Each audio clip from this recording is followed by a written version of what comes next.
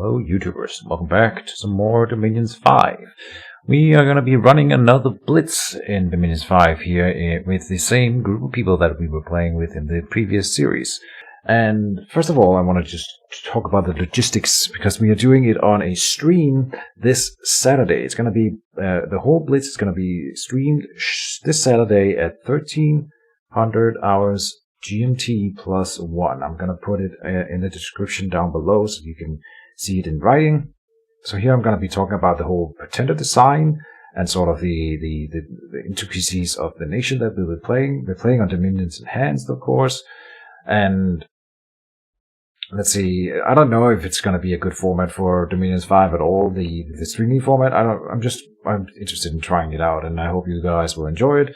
If it sucks and it isn't watchable at all, then I might just do an after series with the episodic style as usual, where we can look at it in depth. The thing is, I can't look at a lot of the stuff in depth during the Blitz itself, and I probably will have trouble having actual interactions with the chat if there's any.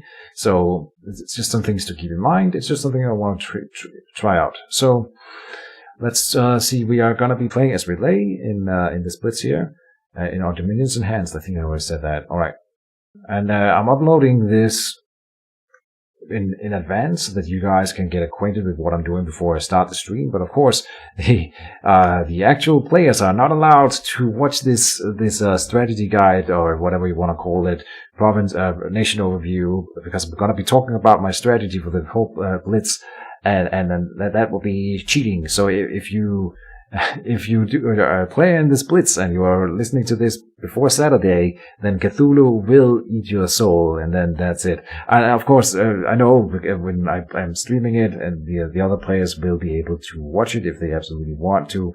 There's nothing I can do against it. I trust these guys. And so, I am going to run you through my nation and my pretender design for this playthrough. And then I'm also going to show you the, what am I getting at? A test game that I run and sort of lay out my entire, I've made a very specific plan for this playthrough here, which I hope everyone will find that interesting. So I'm not going to go too detailed into the nation itself, because I found another guide on YouTube doing a really good guide for what it's called, Middle Ages Relay. And this guy, other people have done this before, is what I'm getting at, and they are better Dominions 5 players and more experienced than I am. So this will be a guide showing what Keejchen knows about middle-aged Relay, and then laying out my strategy for the game, more than a detailed, in-depth guide for Relay itself. I hope that makes sense. So we're playing Relay, which is the nation in Dominions 5, which mimics the lore of the Lovecraft universe, H.P. Lovecraft. So it's about Cthulhu and the dark gods, elder things from beyond the void. We have this void gate here, which we can send our star spawn, these illithid guys, into, to then call things from beyond the void and summon crazy weird monsters that will join our nation. And it's so thematic and fun, which is why I've been meaning to play this nation for quite a while. So here we are. We are Relay the Fallen Star. It is an underwater race, so we start underwater in the ocean with a little town down there. Our military consists of Atlanteans and then these oceanic slaves, hybrids, which is a horrible mutated amalgamation of different creatures that our illithids are crafting, and then illithids, which are the sort of prime movers within the nation, these Starspawn, and these, we have different types of Starspawn, I suppose. Are they both just called Starspawn? That's kind of boring. Alright, but they are illithid, they eat brains, and they use their psychic power to blast your mind and dominate you and, make slaves out of everyone. That's what they're all about. We have astral, water, and mostly astral and water magic. Then we get a little bit of earth, death, and some nature. Yeah, we don't get a lot of earth and death and nature, so this is sort of misleading. We mostly get a lot of water and we get a lot of astral. So, and then priests are average. We don't have any tier 3 priests. We can summon void beings though with these guys here specifically. They have the summoning skill. I'll go through all of these units here and explain in detail. No special buildings. So let's go through the commanders first and have a look at what we can get in here. We have a little fishy scout. Not much to say about him. He's a pretty poor scout, but he's an amphibian, which is quite cool. You can see in the dark. And so yeah, he's just a nice little unit. I like him. Little fishy man. It's pretty cheap for a scout, I believe. Aren't they usually more expensive?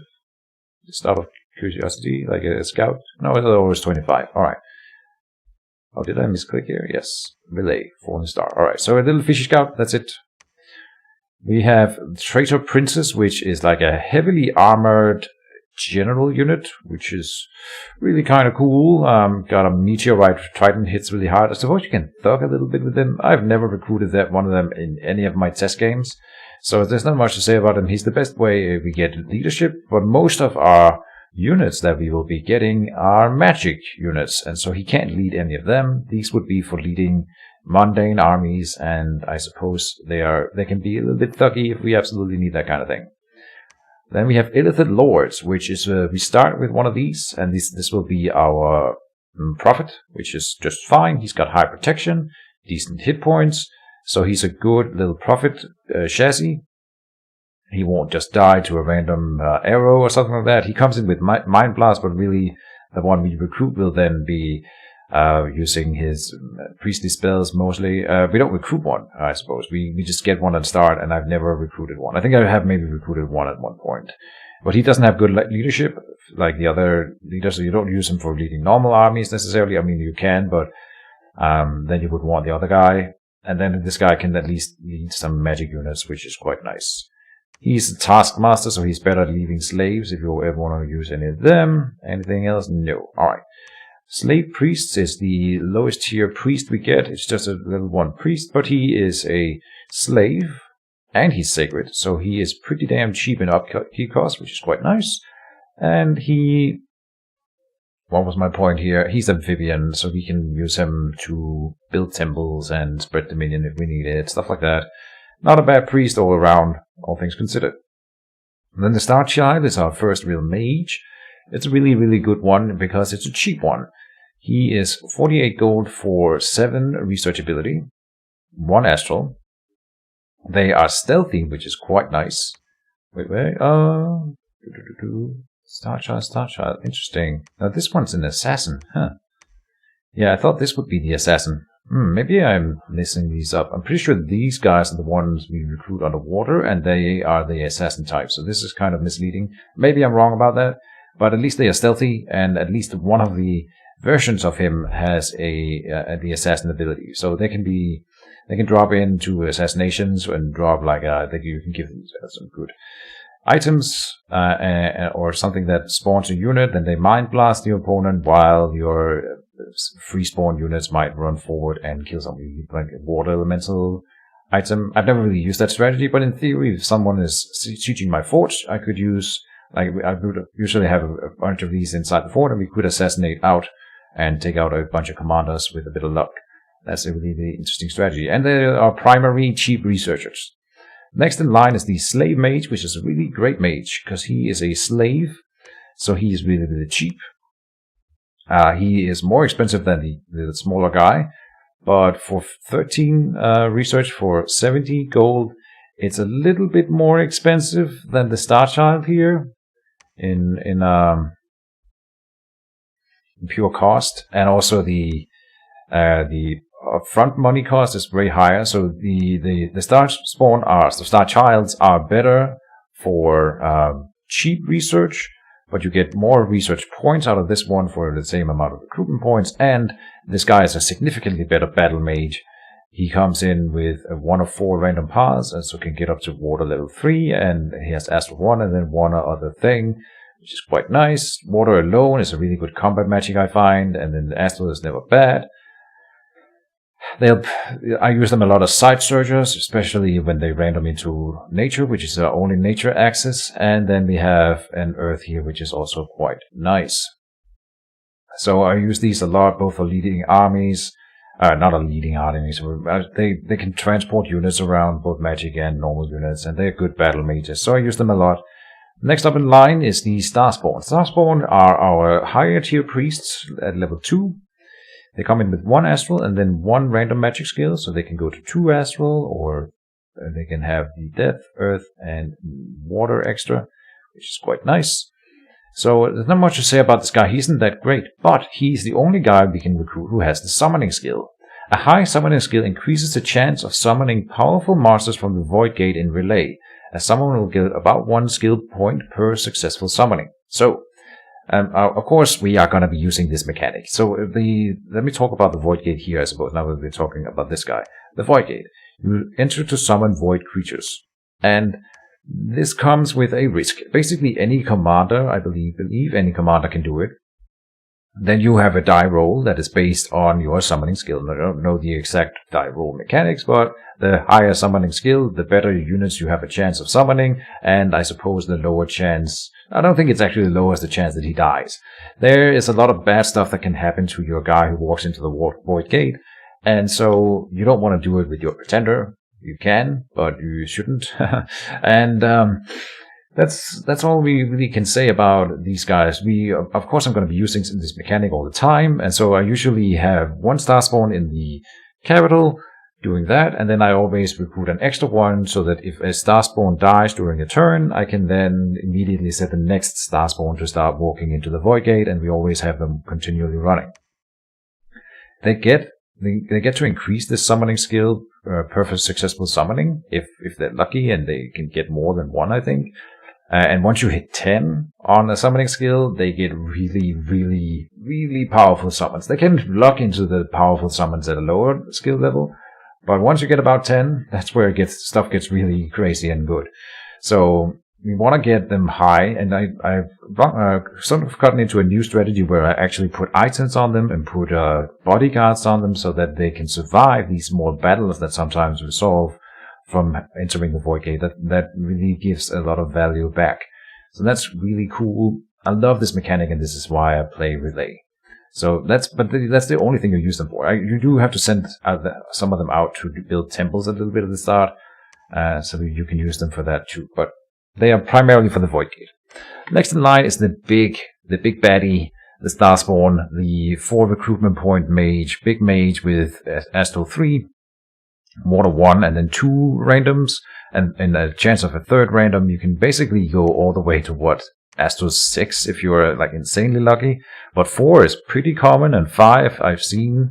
You can, if in theory, get Earth 3 in here, but what we really want is to random into an Earth 2 early on, so we can get Earth boots and start building into Earth path.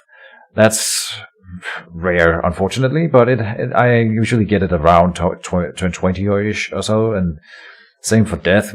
I don't really use Death, but the Earth is quite nice for going into that specifically. Death is also quite nice. So and they often, when they get some good lucks in opens good paths, I start using them to site search a bit, and so yeah.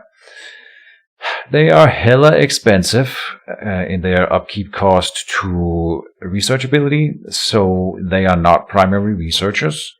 But for the randoms and the late game magic that they can cast, they are absolutely worth recruiting. We probably will not be recruiting a single one in the first year, but after that point I should attempt to have them continually recruiting so that we can get the good late game stuff going.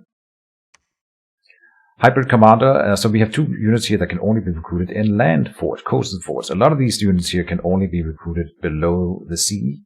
In fact, Starchild, I believe, is the only mage we can recruit above sea level.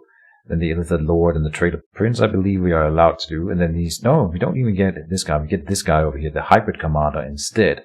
So our coastal forts and so in land forts in general, we are significantly weaker. We want underwater forts more than we want above sea level forts, for the most part. Anyway, Hybrid Commander here, a decent little unit. He can Mind Blast, he can lead units. He's not good, but he does have the Mind Blast, so he's fine. And then the Starchild here, which is, it says that this one is the one that can be recruited in land forts, and he has the assassin ability. I'm pretty sure it's the other way around. But other than the assassin ability, the 2 Starchilds are identical. Then there's a massive array of units, and I don't want to talk in depth about all of them. The Lobo Guard are pretty interesting. They are the lowest tier. They cost 5 gold, which is nothing. 1 resource and 2 recruitment points. You can spam these out however many you want. And they have infinite morale. They are mindless. They're amphibian. They don't hit that hard, but it's more about having the many numbers of them. So what you get, though, is that they cost 2 gold per year. So that's really, really cheap. I think they might be, barring, of course, the units without upkeep, these guys might just be the cheapest units in the game. They are bad, but cheap. So the primary meat shield of our nation. Not a bad unit, in fact, when you consider the cost. And so then we get slave troopers and slave guardians. They are not that interesting. I don't think I recruit them ever. They're slaves, so they're also cheap. These guys got 3 gold, and they come in with a bit of trident. Not bad. Then we have slave troopers here. I don't think this guy has a net. I've never recruited these units, and they are all slaves, so they're really cheap. Maybe some of them are in fact better than Lobo Guards for certain situations. These guys are amphibian, and these guys are aquatic. Yeah. Then we get the Slave Guardian. How is that different from this Slave Guardian over here? Bone Trident, and this is a Bone Trident. What is the difference here? Just out of curiosity. This guy has a shell cap. This guy does not, so he's in fact worse. Huh. Usually they get better and better the further right you go, but I'm not an expert in Dominion, so don't quote me on that. Then the Meteorite Guard is where it gets really interesting. These guys are actually really, really good. They hit like friggin' trucks for a 13 gold unit. They also have really low upkeep costs, so really nice, because they're slaves. They have decent morale, despite being slaves, and decent magic resistance, and they have magic weapons. So they cost high resources because they have this meteorite armor and tridents, which is interesting. They are definitely worth building a strategy around, as I've talked about. There's these other guides on the YouTubes that you maybe want to check out if you want to really play high tier, make high tier related plays. They talk a lot about how you can build a resource Dominion to make these guys. That's not what we are going to do, but we can still recruit them in theory, and they're really, really good backline units. They can kill most thugs and super combatants. If you have enough of them, they poke them down and they stack like 3 into a zone, and they cost nothing. It's just, they're good units, basically. And if you have a guy who can lead slaves, like a slave master here, then they get extra morale to 15. Quite nice. Alright, enough about them. Then the Shambler Thors are also cool, I suppose. I have never recruited one of these either. They come with Trample, which I suppose is pretty good, and they're not that expensive. I don't know, man. Crab Hybrids, Pincer 2 attacks. They're aquatic only, so this is nice if someone walks into my ocean, but if they don't, then they never will do anything for us. So not that interesting. Then we get to the 2 Illithid units. And those are, of course, where the things get interesting. They are the unit types version of the Starspawn up here.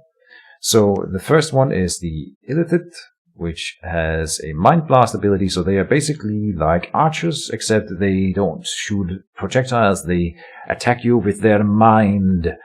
And they cost 50 gold. They have a relatively high upkeep cost compared to all the other units that we can recruit. They have blunt resistance for whatever, if you care about that kind of thing. Their basic attack is not bad. They come with life drain, which is pretty good. And Mind Blast is really, really good. This is where the nation really shines because of these Illithid. At least it's one of their major mechanics. There's a lot of stuff going on here, but it's completely armor negating damage, so it deals damage through all the armor. It paralyzes the opponents, which is the major thing that it does. They just blast the opponent's side of the board with these Mind Blasts, so that when the opponent's units are moving towards you, some of them get paralyzed and then left behind by the other troops. So you're splitting the opponent's troops apart, so that when the front lines meet, the opponent's formation is completely staggered and broken, and so your units will take on the opponent's units in this trickle formation, which is really beneficial to us. Which is, yeah, so that's the main thing. And when they have 10 shots with that, and it's high precision and basically unlimited range, when they run out, when they have shot 10 times, they will run forward and hit stuff with their life drain. And they are not meant for that, but they can make it work. Like, life drain at least heals for some of the damage dealt, and it's armor piercing, so it's pretty good attack. You don't want to use them as frontliners, obviously, unless you are recruiting the next one, the Illithid Soldier. This one is completely identical to the other Illithid, except this guy has armor, so he's got protection 17 to the protection 5 in here. Then he's still blunt resistant, which is, I suppose, nice. They cost the exact same amount of gold, have the exact same amount of hit points, and magic resistance is higher. Really good, yes. Then they don't come with life drain, unfortunately, but then they have this meteorite trident that we saw the little slave guardians, and they also hit like freaking trucks. So at 17 protection, high magic resistance, same cost as the other one. If you could, you would always recruit the Illithid Soldier over the Illithid, right? And so this is what I do most of the time, because we don't run a resource build. I recruit these guys as much as I can with our resources, and then I fill up with Illithids where we don't have enough resources but have enough gold or recruitment points to fill out more. So that's our primary recruitment unit, will be these two here. And then we have these two little tentacle boys, it's what we will call them. They are really, really shitty troops. Excuse my language. They cost more upkeep than our other slave troops. The only interesting thing about them is that we can't recruit them. This is a lie. Maybe we can recruit them, but they also spawn for free in our non-underwater force. Let me reiterate that. These guys, they cost us nothing. They will spawn, like, you get 2 or 3, maybe, 2 or 3-ish. 1 to 3, maybe 4, every turn in every land fort you have. You cannot choose not to get these units, and they cost upkeep. Unlike all other free spawn in the game, these guys, they spawn you cannot stop the spawning, and they come in with upkeep costs. So once I build a land fort, my upkeep will be going up, regardless of what I do. And these units are so bad that it's actually ending up being a bad thing to build land forts. It's what I've learned. I've never used them for anything useful. So they have only crippled my economy. Not a lot, of course. It's like they're not that expensive, but it's going to be like about 1 gold per turn for every unit. And I end up getting, like, if you have 2 land forts, you can have like 50 of them. It's a 50 upkeep for not any benefit. Like, it... Strength, they have siege defense, so they help defend your forts, and you can use them to siege down an opponent fort. They are not useless, but it's just an interesting mechanic that we can't choose not to recruit them. This is my overview of the Relay Nation as I have experienced it. I hope that made sense. Let's look at pretenders. There is a lot of cool pretenders. It's a very thematic nation. If you're into the Lovecraft universe, you can look at all of these things and go like, this guy, you probably have heard about him. He's called Hastur, I believe, in the Lovecraft universe. He's the king in yellow. And here you're going to be a pretender playing as him if you want to. He is such a beast. He can teleport anywhere on the map. Spreads dominion 2. He's ethereal. Has 2 tentacles, life drain, and mind blast. Fear aura, a really good one at 6 here. All kinds of silly stuff, and that's not even the beginning of it. Void lava, what is this? Don't think about it, it's gonna break your mind. The formless one, which has a regeneration as a base and can trample units. Yeah, silly stuff. This one, I hope that one day I will play the Other Vast in some game, but so hear me out. In the guys that walk into the Void Gate can spawn this unit for us in the game. Like, of course, it won't be a pretender. It's gonna be a magicless. Well, he's gonna have 3 astral when he spawns, and 4 man blast and 2 steel strength. They can teleport anywhere on the map. Of course, they have to be then carried by a commander. But we get these guys for free in the game. They are the most expensive. The pretender chassis, I think, in the game, at least at 340. Can't be that many. that cost that amount of points. So this one is absolutely insane. Very fun. It's an innate spellcaster on top of that, right? So it casts spells while mind blasting and at stealing strength. Because why not? The void essence here is like a little illithid god kind of thing. I'm dancing around the main crux of our subject here, but we will get to it. Don't worry. Void Lord is also one that is really, really cool. Life Drain Tentacle here means he can heal to above his starting health in battle. He can mind blast people. He's got all the resistances. When people hit him in melee, he acid splash them back. This is like the super combatant. I did build the super combatant. Maybe I can show you guys him. But we're not doing with super combatant in this playthrough. We are playing the Statue of the Outer Gods. This is my first time I think I ever built a non-movable and immovable pretender in one of my series anyway.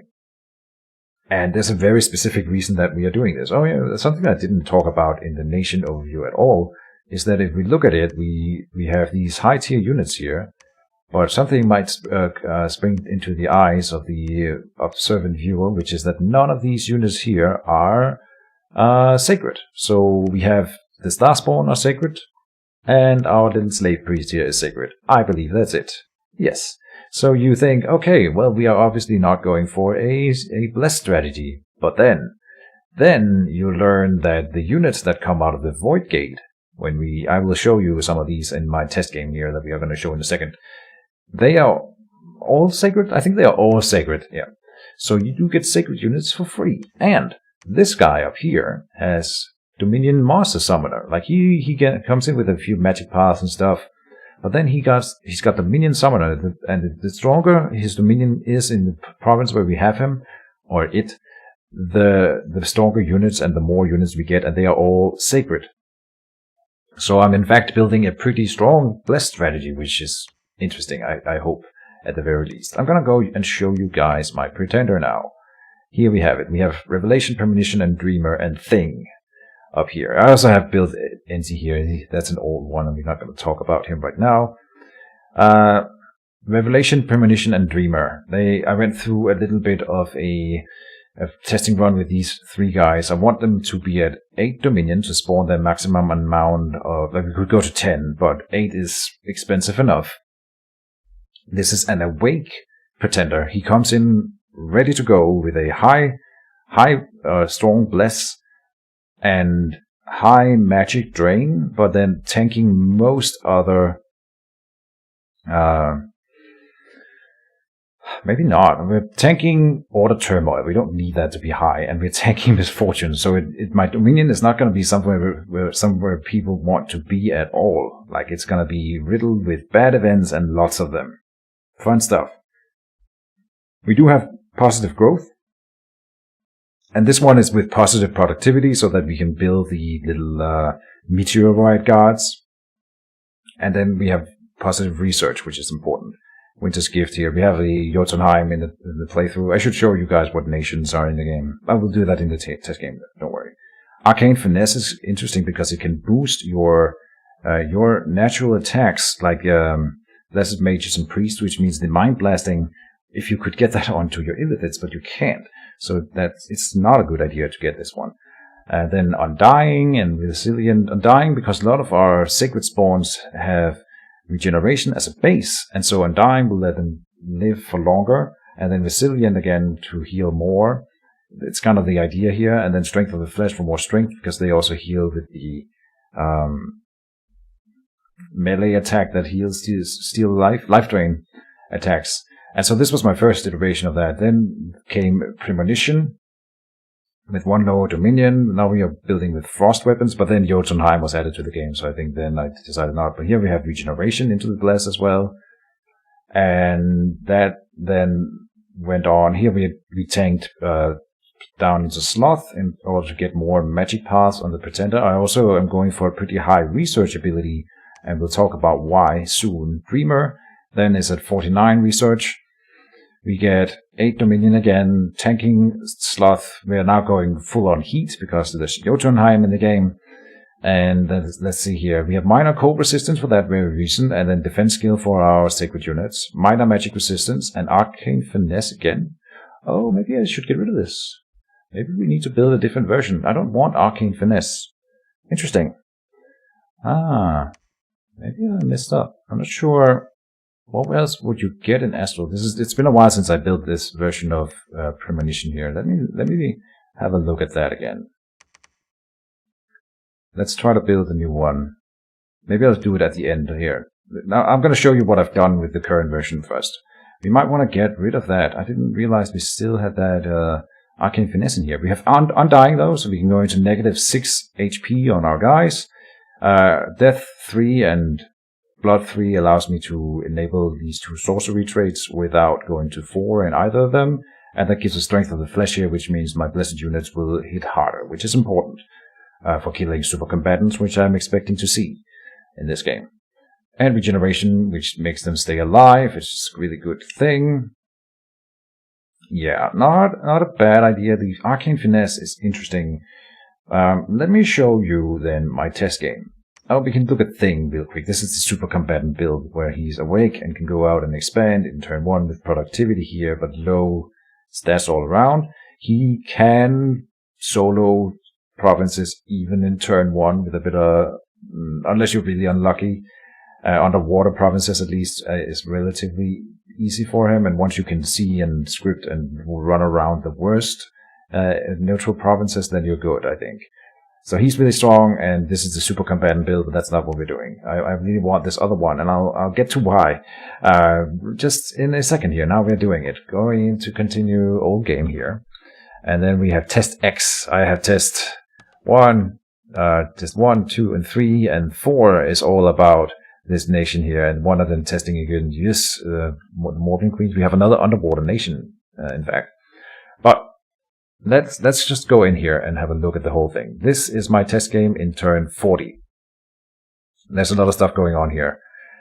First of all, this is a map that we are playing on. This is with a predetermined map, which is unlike the previous Blitz that we were in. So here, this is precisely the map that we will be playing on, and it's with fixed starting locations for everyone. So we know where I start. I will always be starting in this little lake here. And then we have a sister lake over here, where we have Yus starting in the middle of that one. And this is played by Chris Lighthawk from the previous series as well, and a subscriber and fervent Dominions player in Dominions, the Dominions community. He's starting over here, and he chose Yus first, and then I chose Relay. I'm not trying to challenge him necessarily, but I think he took it sort of like a challenge.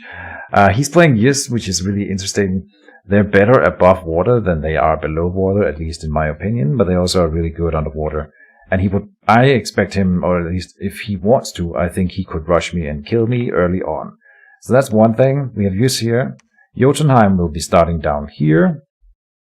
And they own this here. Everything here is played by an AI, so this will not be representative of how the game will look in the actual playthrough. I've tried to limit myself in my expansion to not taking more than I could realistically get. This is probably even a bit greedy in the actual playthrough, because I'll be playing against humans. I could easily have expanded more against the AI, but I tried to hold back and not be too greedy to destroy the test data. I'm still probably a little bit too greedy.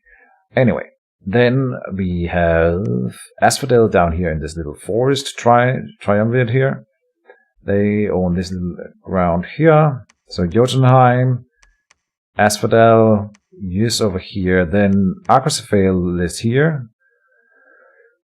And they are not, well, we have to consider which ones are the biggest threats, right, to my initial expansion.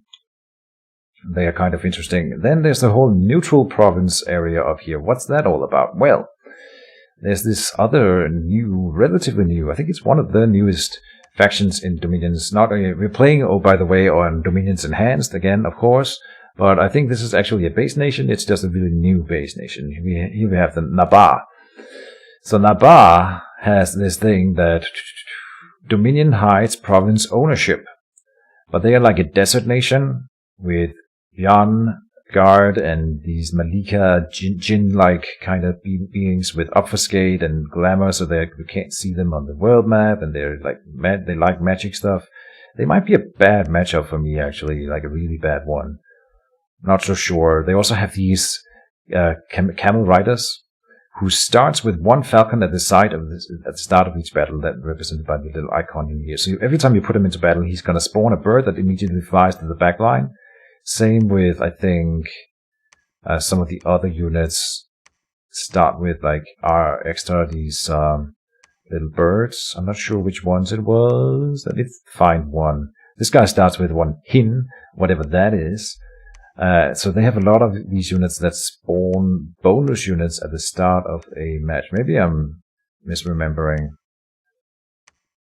Maybe it might just be this guy. This guy has 1d3 falcons at his side at the start of each battle. So the leaders and then these cavalry guys, they might be the only ones then. Okay. Yeah. Well, that's still pretty nasty. You come in with, and no matter where they go, and you can kill these little birdies, but they respawn in every battle. So, and that's pretty bad for my backline, which is made up primarily of these Illithid here. But as you see here, my Illithid are primarily protection 17 guys. And so here we see all the sacred units that we are spawning.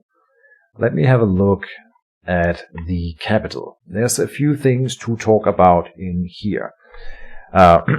Namely this guy. Who's this guy? This is Cthulhu. I think that's how you want to pronounce this. Cthulhu or Cthulhu. Cthulhu. The Great Old One. He's a thing that you have to go in and sort of check the national spells. And there's a national spells that we can cast, which is called The Stars Are Right. And when you cast The Stars Are Right, it summons Cthulhu. Yeah, so this is what it's all about. This is the entire plan for my playthrough, is to get into Enchantment 8, which this is in, and then summon Cthulhu and destroy the world. Basically, that's all I want to do in this playthrough. I'm gonna go for the victory. This is the same turn that I summoned Cthulhu in turn number 40. This was me trying to rush towards him. Here, Prima cast the Stars Are Right. So my pretender has been sitting here researching for the entire game, and then at the very end we have to give him this ley line collector or a crystal coin to get him to Astral. I think it's 5. 6 is required, but then the ley line collector gives him Master Ritual as 1, which means I can now cast Astral 7 rituals in theory. Once we give him this, it's going to lower his research costs or income, so we don't want to give him this before we reach the Enchantment 8, but then when we do, we give him the ley line collector, which we can always craft. Then we go to Astral 6, then we summon the Great Old One. This one comes with a few other interesting factors.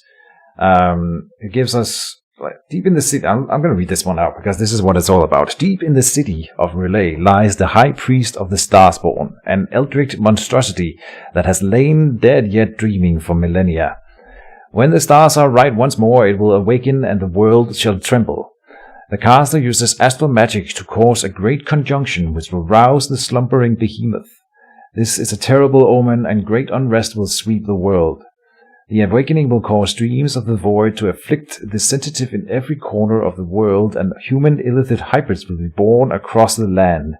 Reality itself will falter, and creatures from outside will appear in provinces afflicted with the dominion of the dreaming god.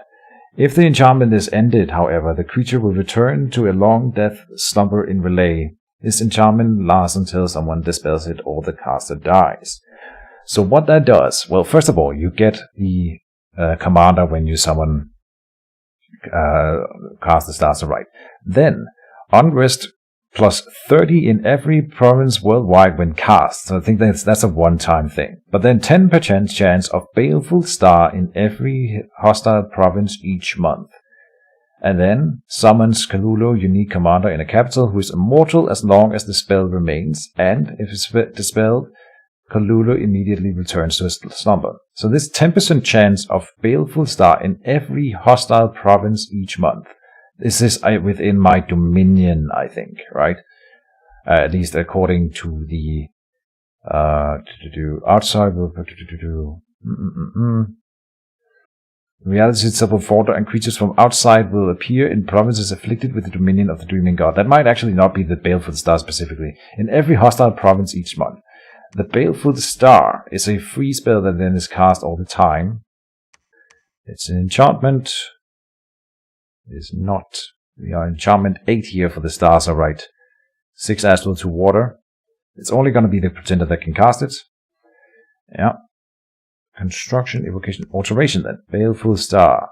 Yes, it's a level 5 enchantment which we get casting for free every turn, which when it is then triggered in the province, it gives 30 extra unrest, 3 misfortune scales, 10% of units are cursed, and appears as a random event, but everyone will of course know what is causing this.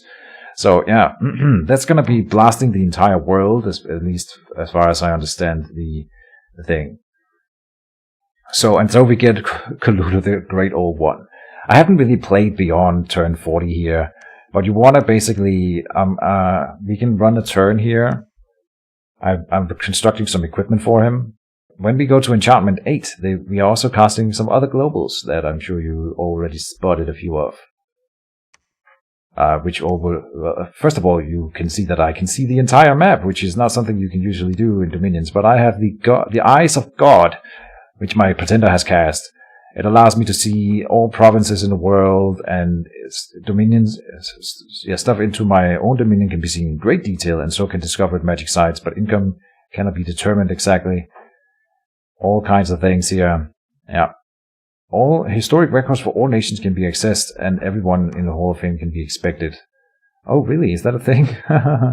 Alright, yeah, I mean, in the Blitz, I won't have a lot of time to sit here and look at all of this, but apparently we can then inspect people in the Hall of Fame, which is not a normal thing. Nice. Yeah. And we can see the score graphs, which I already have enabled against the AI, but you would be able to see that in here, which is I'm not even above the AI. I'm playing with the highest level of AI, so they get a lot of bonus resources, but I'm pretty high on the research tree, which is the most research I don't usually go for research, so this is a new thing for me. And it's all about getting Cthulhu on the board. It's kind of cool. Then you can send him out.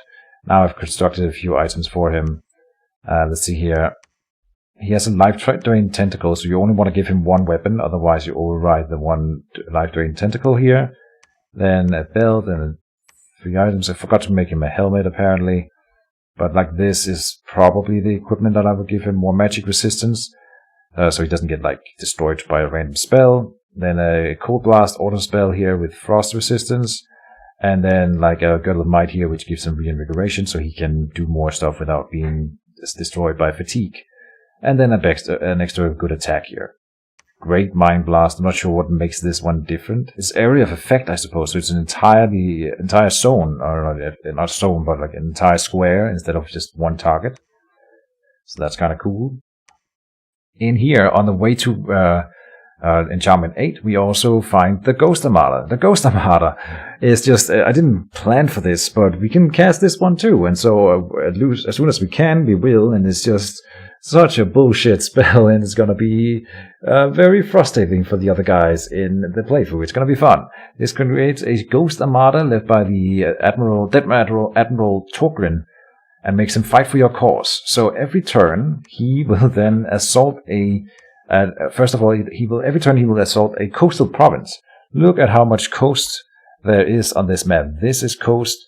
All of this here is coast around these little lakes here. This is coast. All of this down here is coast. There's so much coast. So every turn, a province will be attacked by him. Here, there was a battle in the desert of the Cliff Dwellers. Oh, they might have destroyed. Oh, no, they plundered a province here. Yeah, here we go. This is a Ghost Armada attacking. Here, this is his army. It consists of ghost skeletons, skeleton ghosts, which means that they are all ethereal. They come in with mages. They come in with different types of ghosts, these damned buccaneers. And they come in with gems and all kinds of magic paths. It's random every time. So this guy locked into 2 fire, for example. This guy is 2 air and random items. And this guy with the damned admiral himself is insane. He's got defense skill 25. If they kill him, then he dies permanently and you need to recast the spell. But if not, he keeps plundering. And he's so hard to kill. Comes in with good items here. The admiral's sword, which is, I think, a unique thing for him. and the shield of the accursed. And so, oh, here we have a big army. Look at that. Oh no, it's such a big army. But everything is ethereal. So...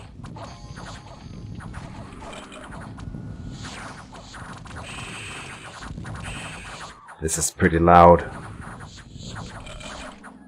We'll let it play out. This is basically every turn. The AI is making these massive doom stacks all the time. So there's a lot of these battles here where they just have a bunch of troops like this. And then this Ghost Armada, which gets replenished to full every battle after as long as the Admiral survives. And they win. And lo and behold, it looks like they're winning. Some of the ghosts are running away, but I promise you that the Admiral himself is just fine. He might have been trampled to death in this one, is that right? No way. Did they get him? I don't see him anywhere. He might be around. Oh, this is a different one. Alright. Yeah. I mean, they're still winning. And off they go into the desert. So then, what happens then? So, first of all, they come in. They did lose the damned Admiral in this one. This is the first time I ever seen him die. But they killed 201 units. This is after he's been plaguing the AI and all over the world for like 20 turns. And just killing people. And so it wipes the army. It takes away the ownership of the province. Here now it's neutral. From the player that owned it. Then it kills people and population inside the province, and then they steal gold and give it to me. So I get a passive income off of this Ghost Ship Armada. I think that would have destroyed... No, okay, the Ghost Ship Armada keeps going then. Really? Damn. If the main Armada with Torquin is defeated, no new Armadas will be created. Okay, it's not enough that they kill him. They need to kill the entire Armada. So they still didn't get rid of it, even though they killed him. So, it's such a... must be really, really hard fighting against it. I've never tried it, but using against the AI has been very fruitful and very fun. So, let's talk a little bit about my own nation then. The Ghost Ship Armada. Once, let's see here, there's also one more here. Once enough people have been killed by the Admiral, they will create a new Ghost Armada. The new one will be pretty weak at the start, and then it can build up over time, but usually that one gets wiped before it has a chance to really build up, which is fine. Then it's attacking 2 provinces, and in theory it can go on and just get stronger and stronger. The thing is that players don't usually do a lot of PD or like a lot of these massive armies defending all kinds of extra territories. So I think the Ghost Armada will be extra good against like human players than it is compared to what it is against the AI. Unless they can find a way to counter it somehow. I don't know exactly how you would do it other than dispelling it directly. But there's going to be other targets for them to dispel. It's going to be fun. Alright, let me talk more about our summons in here. Our guy here, who is walking into the Void Gate, is now at Summoning Skill 9. Not a lot of interesting things to say here. I give him this Helmet of Premonition, which gives him Warning 5, allowing a bigger Guard Commander stack. So we get these, give him a few soldiers, and then a few of these things that should not be from Relay, which is one of our sacred summons. This is a absolute beast with 4 life drain attacks and a claw on top of that. All the life drain attacks are armor piercing and steal half of the damage dealt back to itself. This is a super combatant destroyer. They are murdering super combatants by the numbers, these things, if they get a hold of them. And 5 attacks. And so they also have a fear aura. And since I have my Bless here that we showed earlier, let's see here, Temple, they come in with extra strength, so steal more, which means they steal more life from their attacks, right, 1 more. And they get regeneration on top of their, 60 health-ish, right? And then defense skill, magic resistance. We don't need this penetration bonus, we need to talk about that. They basically never really die, and they can kill anything. Anything. So, yeah. We don't get a lot of them, but my commander, my guard summons those guys for free. him summoning. I just let him not. I stopped touching his army for like 20 turns each year, maybe. You get about 2 or 3 of these thing that from the void every turn, and then sometimes it mixes in one of these things that should not be. The things from the voids are like the little brothers of the bigger guys, the things that should not be. And so they come in with tentacles, no life stealing in here, but regen as a base, regen 25%, by the way. And so on top of that, we give them regeneration 10%. So they come in at regeneration 35% when they are buffed, right? And so they heal like a lot. Only out of the 24 hit points, but still. And then they're just really good units. They have tentacles, which are armor piercing. It doesn't deal a lot of damage, but they deal a lot of them, and they deal more when they're sacred. So there's a lot of value on the extra strength here. Slime is really interesting. It makes people, well, slimed. Do we get no, we don't get to see what the slime does here. But in theory, slime makes people have lower combat speed, lower defense skill, and lower attack skill when they are slimed. I think it's -4 to each of them. So they hit them with this slime thing, and then the tentacles will just be hitting a lot more when they come online. It's just a really good combination. So these are the 2 types of units that my Pretender spawns for free every turn, right? Then we are walking into the Void Gate, and then walking into the Void Gate can, first of all, it can give these 2 types of units as well. Then there is a array of other unit types that we can get from the Void Gate. Let me talk about some of them. The other things here are like monstrous versions of our Mind Blasters. All they do is basically just be another Mind Blaster unit that we get for free, and these guys are sacred, which is then that combos with the penetration bonus, so maybe it's fine, but like I've gotten 4 of them throughout the entire playthrough here, I think, maybe 5, maybe 8. Then we get these Greater Otherness from Relay, which is big sacred regenerating guys, which with trample, they're size 6, so the biggest they can be. Mindless, they are trample guys that just run in and wreak havoc. They die, but they regenerate so fast that you need a lot of big guys. Like Jotunheim tears these guys down when they trample into the line, but we murder Jotunheim really hard. In general in battles. Then we get these Formless Spawn, which comes with Crush, and that's armor piercing here. So 16 armor piercing 2 times.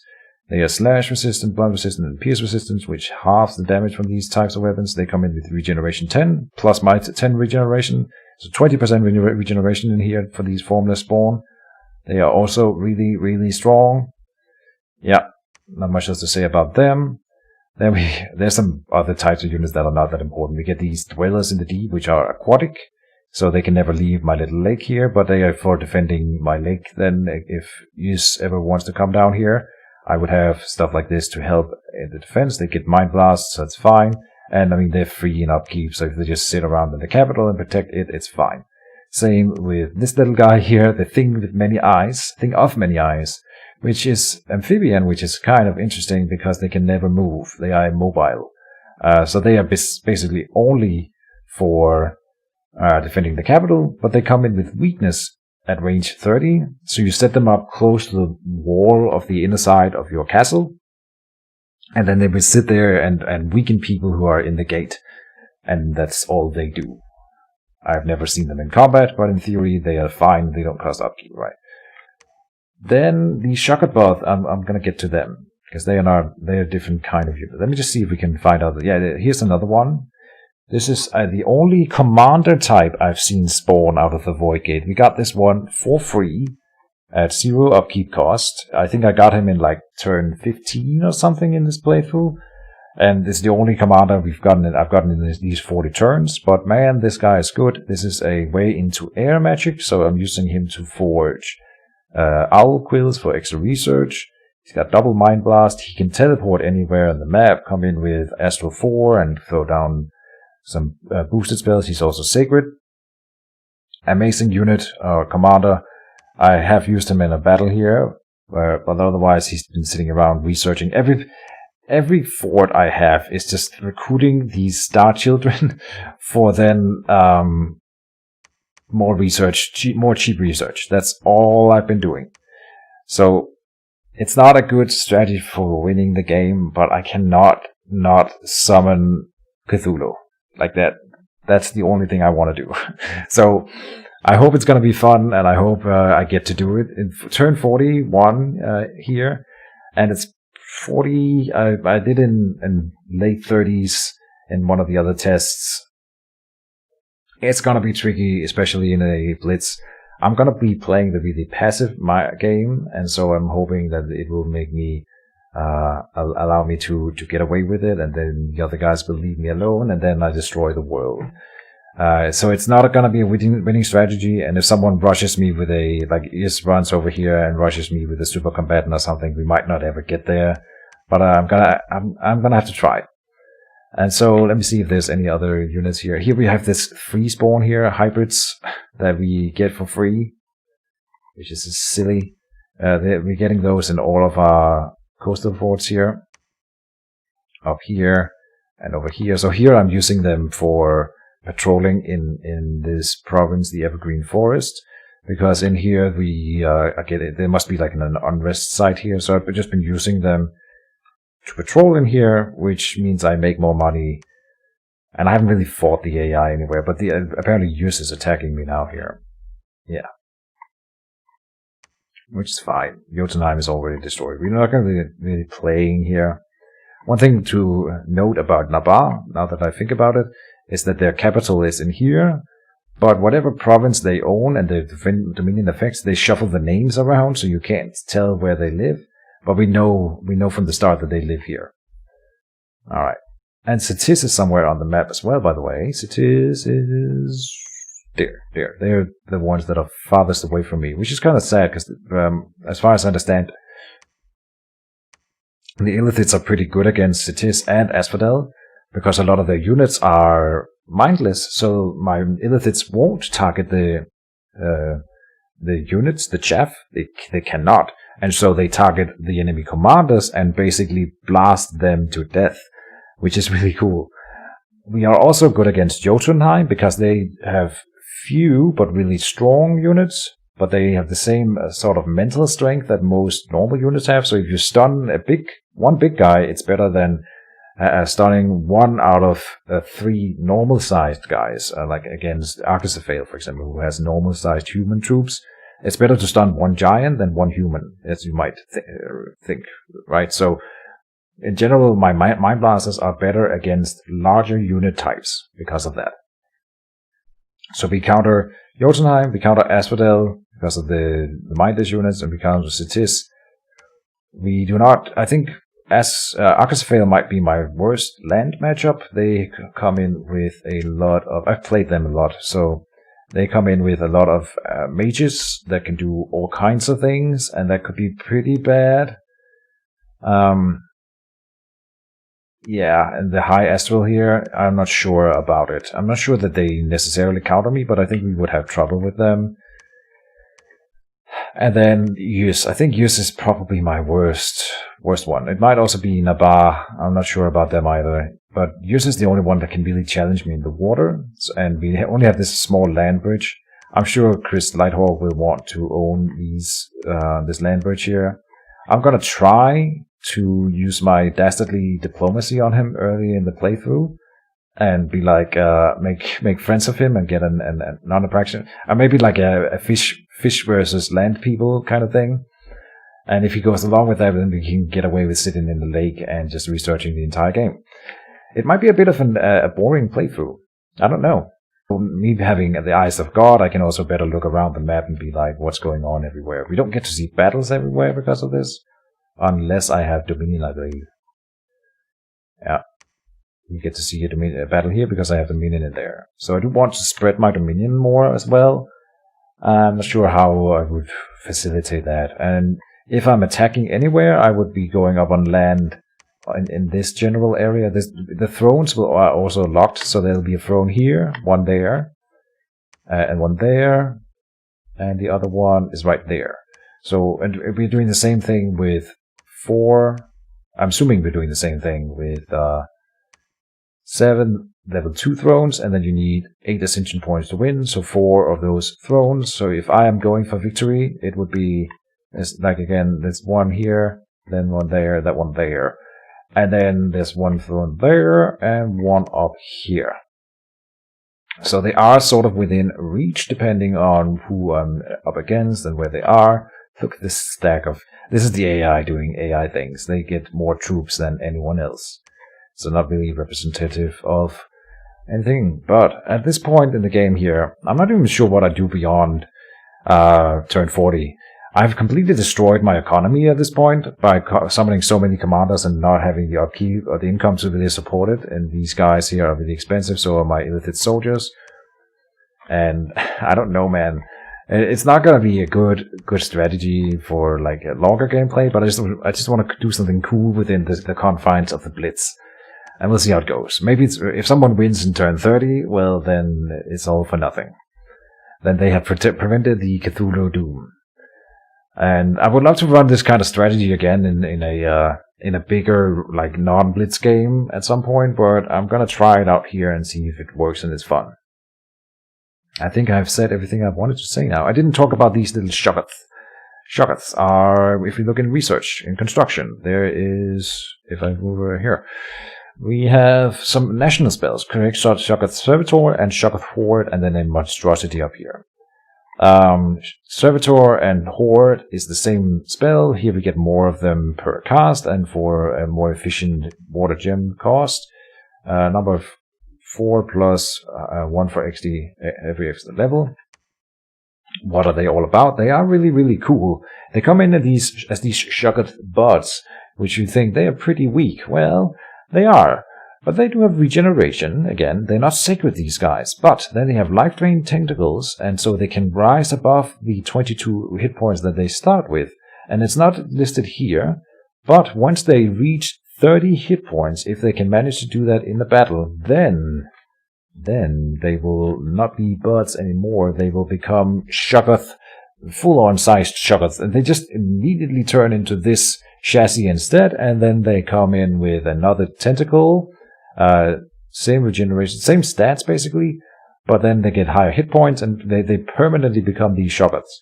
So you want to cast a few of them, and I haven't done it enough here. I want to be doing it more in the Blitz.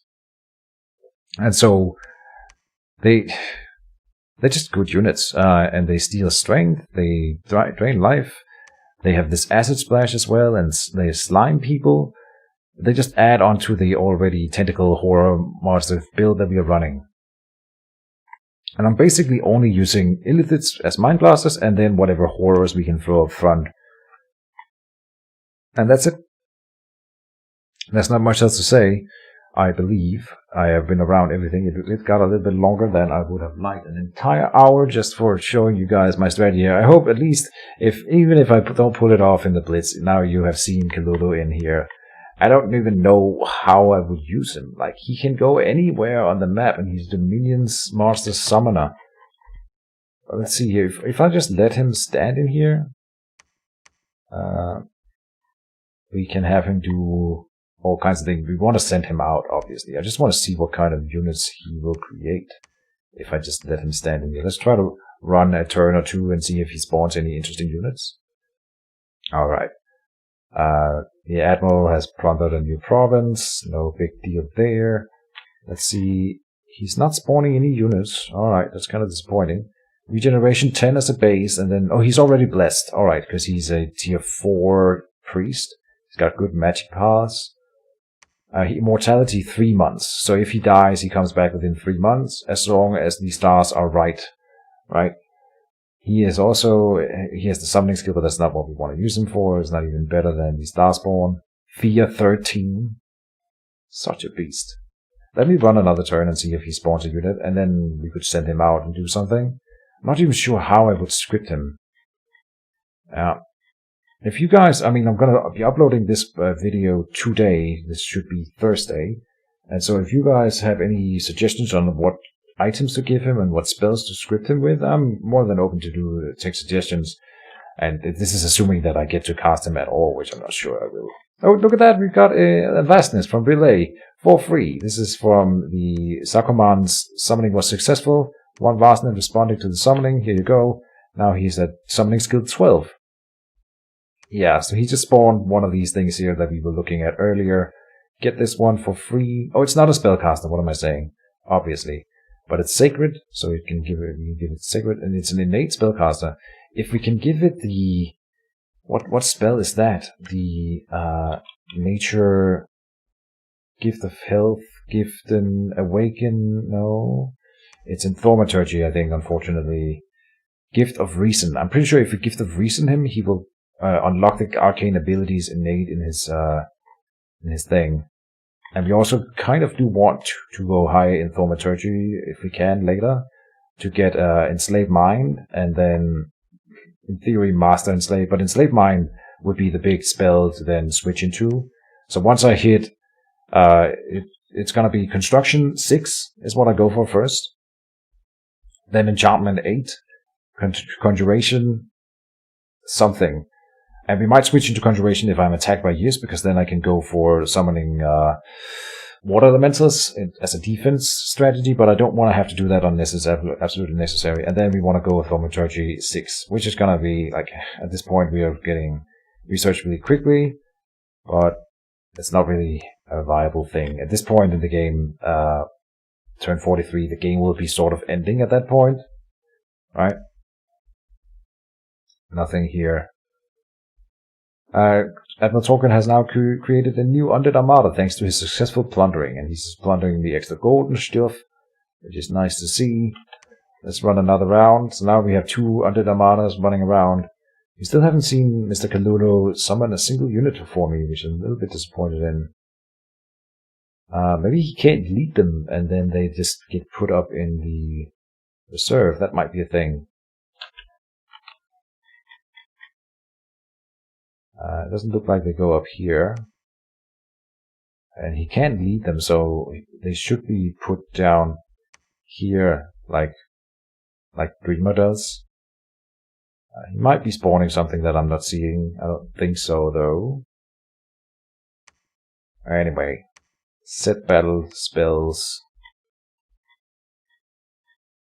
I don't know, man. I just want to have him and attack people with him. That's all I really want to do with my life. Then I'm gonna be a happy Keejchen.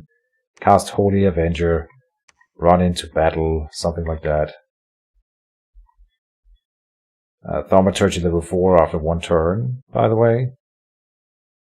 So if we get to this point in the game, my tier 4 guys here will be able to enslave Mind. And so I can start sending them out. Once we hit our research target here, we can just start sending these guys out to be battle mages. And then we will be pretty beastly. And I'm going to probably just go for the thrones at that point. I took this throne, I think, can be mine pretty early on, taking it from Jotunheim. While this one, I think, will fall to use, because I'm sure Mr. Lighthawk will not let me have it. And then this one down here will be contested. This one right there.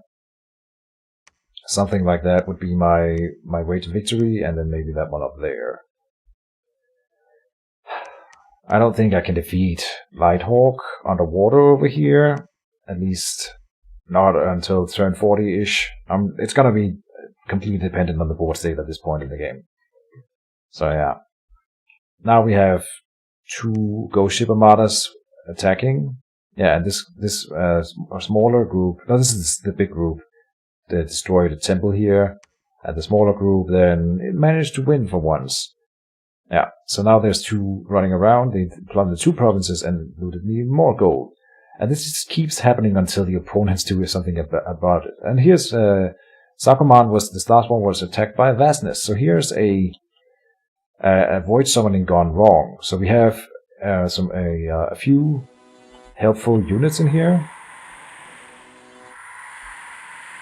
So let's see, they are gonna be mind blasting it, and we are mind blasting being mind blasted back. Yeah, and this guy goes up and just destroys that thing. So he just protected my summoning skill 13 summoner here, right?